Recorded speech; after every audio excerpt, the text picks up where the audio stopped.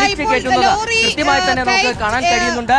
ആ ലോറി വലിച്ച് ഉയർത്തി മുകളിലേക്ക്, അതായത് പിറകിൽ നിന്ന് വന്ന ലോറി അത് ഓവർടേക്ക് ചെയ്തതോടുകൂടി ഈ വാഹനത്തിൽ ഇടിക്കുകയും ഇതിന്റെ ഫ്രണ്ടിൽ ഇടിക്കുകയും അതിനുശേഷം നിയന്ത്രണം വിട്ട് ഈ പാലത്തിന്റെ കൈവരി തകർത്തുകൊണ്ട് തൂങ്ങിക്കിടക്കുന്ന നിലയിലേക്ക് കാര്യങ്ങൾ പോവുകയായിരുന്നു. എന്തായാലും ഇപ്പോൾ നമുക്ക് ദൃശ്യങ്ങൾ കാണാൻ കഴിയുന്നുണ്ട്. ഇവിടുന്ന് മാധ്യമപ്രവർത്തകരോടൊപ്പം തന്നെ ഇവിടെ എത്തിയ ആളുകളോടൊക്കെ തന്നെ മാറി നിൽക്കാൻ പറയുന്നുണ്ട്. അതിനുശേഷം വലിച്ചു കയറ്റുന്നത് കൃത്യമായി തന്നെ നമുക്ക് കാണാൻ കഴിയുന്നുണ്ട്. ആ ലോറി വലിച്ച് ഉയർത്തി മുകളിലേക്ക്. വിനീത, ഇപ്പോൾ വിജയം കണ്ടിരിക്കുന്നു എന്നുള്ളതാണ്.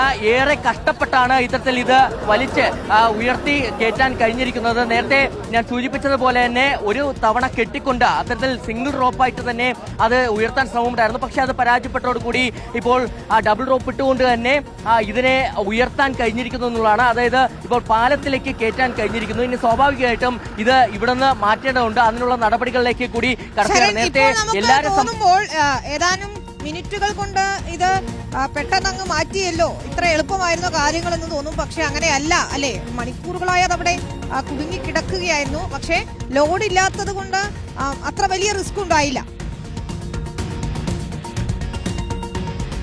വിനീത, അത് തന്നെയാണ് ഏറ്റവും പ്രധാനപ്പെട്ട കാര്യം. അതായത് ഇതിൽ ലോഡ് ഉണ്ടായിരുന്നു എന്നുള്ളതാണ് നമ്മൾ ഇവിടെ എത്തിയ സമയത്ത് പരിശോധിച്ചത്.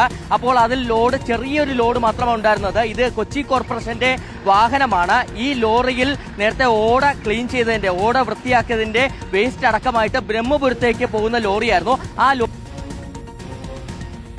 ഉണ്ടായതുകൊണ്ട് മാത്രമാണ് ഈ ലോറി ഇത്തരത്തിൽ കൈവരി തകർത്ത് താഴേക്ക് പോകാത്തൊരു സാഹചര്യം ഉണ്ടായത്. അതായത് കൈവരി തകർത്ത് ഇങ്ങനെ തൂങ്ങിക്കിടക്കുന്ന നിലയിലേക്ക് കാര്യങ്ങൾ പോയെന്നുള്ളതാണ്. ഒരുപക്ഷെ വലിയൊരു ലോഡ് ഉണ്ടായിരുന്നെന്നുണ്ടെങ്കിൽ സ്വാഭാവികമായിട്ടും ഇത് കായൽ പതിക്കുന്ന സാഹചര്യം ഉണ്ടാകും. നമുക്കറിയാം, നേരത്തെ ഈ ഡ്രൈവർ, അതായത് ഒരാൾ മാത്രമാണ് ഈ ലോറിയിൽ ഉണ്ടായിരുന്നത്. അത് ഡ്രൈവറായ വർക്കല സ്വദേശിയായ സുനിലാണ്. അദ്ദേഹം അല്ലാതെ മറ്റാരും തന്നെ ഉണ്ടായിരുന്നില്ല. അദ്ദേഹം വലിയ രീതിയിൽ തന്നെ പാനിക്കായി.